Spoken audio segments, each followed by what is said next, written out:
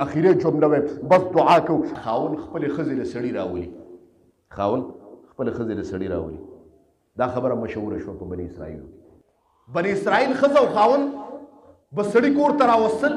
او دننه کول به او دغه وخت کې په دې بني اسرائیلو کې د زنا والا شی عام شو لکه نن چې په موږ مسلمانانو کې عام دی ښه پکېږو به نه زنا داسې عام شو موږ تاسو که وګورو الله دې معافي وکړي اواد را رسېږي خور لور پاتې نه شوه د موږ نه هلکان اجړاګان زناور حیوانات روندار انګور دا د موږ نه پاتې نه شو بل د قیامت علامات یې وبه ویني چې یو درز به وکړي ښه وبه ویني چې یو سار به راپاسې دا دنیا به اوارئ محترمو داسې د قیامت علامات دي قسم دی چې بعد خبرې اورم په ایمان ویښته را باندې ودرېږي زه یم دا خلک څه وایي یاره زه یم قیامت کېږي ولې نه چې بعد خبرې اورم خو چې کوم بیا خلک وایي یاره دی په منبر بدې خبرې کوي وایي کور ته به خلک دننه کول مشهوره وجې چې دا ښځه دا خاون خپلې ښځې له سړي راولي خاون خپلې ښځې له سړي راولي دا خبره مشهوره شوه په بني اسرائیلو او اوس د احسان خبره کو په ظاهر باندې خو بد ښکاره کېدل محترم و چې کله ښځه خاون وفات شو زما رب موسی علیه السلام ته امر وکړه ورشه زما یو اولیاء کرام دي زما دوه ولیان دي ورشه جنازه پې باندې وکړه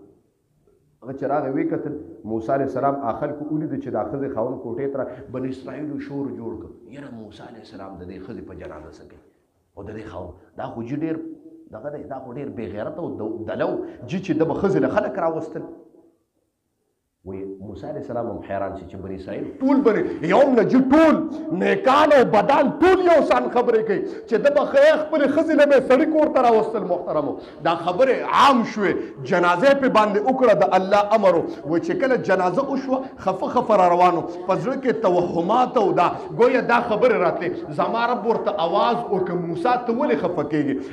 انی اعلم ما لا تعلمون زه په هغه څه باندې عالم یم چې تاسو پرې نه پوهېږئ انی اعلم ما لا تعلمون موسی زه په هغه څه پوهېږم چې تاسو پرې نه پوهېږئ وایي قسم دی دا ښځه او خاون ستا په دې قوم کې د زنا شی عام شوی وایي ستا په دې قوم کې به ګویا دې خاون کور ته یو سړی راوسته پیسې به یې وله ورکړې ځکه چې د هغه به ټوله شپه په زنا کې تېرېده د خاون به یو سړی راونیو پیسې به یې وله ورکړې یو کوټه به یې ورته خالي کړه ټوله شپه به یې په کوټه کې پې تېره کړه او اواز به یې کو کېدی شي دا انسان نن شپه د زنا نه دغه شي صبحی به بل کس ونیو کوټې ته به یې راوسته کوټه کې به بند کړ پیسې به یې ورکولې چې پیسې والا دې کوټه کې تېره کړه د ټوله زندګي داسې تېره کړه زما د مخلوقاتو سره احسان کړی دی چې زما مخلوقات د زنا نه به بندول موسی زما دې په خپل جلال باندې قسم دې چې کومو خلکو د ده په جنازه باندې شرکت کړی دی دا څه کې ما یې د خاندانونو ګویا د جهنم نه اعلان براعت او اعلان جنت کړی دی محترمو چې کومو خلکو په ده باندې جنازه کړې ده قرآن کې الله فرمایي هل جزاء الاحسان الا الاحسان زما رب وایي احسان وکړه زما مخلوقاتو سره ارحمو من فی الارض یرحمک من فی السما وکړه په دې ځمکه والا باندې رحم وکړه زما رب وایي زه به در باندې رحم وکړم نن معاشره بدله شوه موږ وایو جي دې چې ذلیله کړمه ده باندې نن که د یو مولا په منبر ناست دی د مولا سوچ دا دی جي چې زه سختې خبرې وکړم مقتدیان په انډر کې راګیر کړمه چې زما د سر د پاسه سر نی دا د یو مولا سوچ دی زمونږ په معاشره کې د یو فوق او د یو اوچت انسان د مالک دا سوچ دی چې په نوکر باندې مې څومره روپ قایمي دومره به زما دبدبه قایموي دومره به زما خبره مني یو مشر په خپل نوکر او غلام باندې دبدبه قایموي چې دې زما نه ویریږي مقتدیان خپل امام په دبدبه کې راولي چې امام زمونږ نه ویریږي چې څه زه وایم په منبر به هغه وایي ګویا وګوره معاشره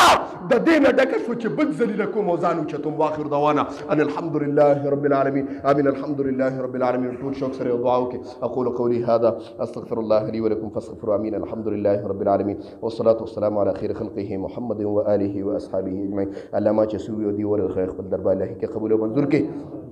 الله خپل دربار له کې قبول او منظور کې کوم مرګري بیان راغلي لیر نه راغلي نږدې نه راغلي خدای قدمونه په تل د نه کې واچي الله څه قسم مشکلات الله مشکلات دفع کې په دا مجلس کې څوک ناست یو څه قسم شری حاجات په زړونو کې الله شری حاجات ولا خدای پوره کې کوم مرګري قرضدار دي خدای د قرض د عذاب نه اوساتي قرضونه خدای اخلاص کې کوم مرګرو ته څه قسم بیماری دا مشکل دي زمونږ یو مرګر دي د ګرور بې دي پیاز بې داغي بچنګي دي بیمار دي ډیر روزونه بیمار دي دعا وته د زړه د اخلاص او الله یې شفا نصیب کړي خدای ته خپل لاړې دارو کړه الله موږ ډېر عاجزان یو ډېر فقیران خدای د موږ بل در نشته د هر قسم آفاتو بلیاتو اتفاقي حوادثو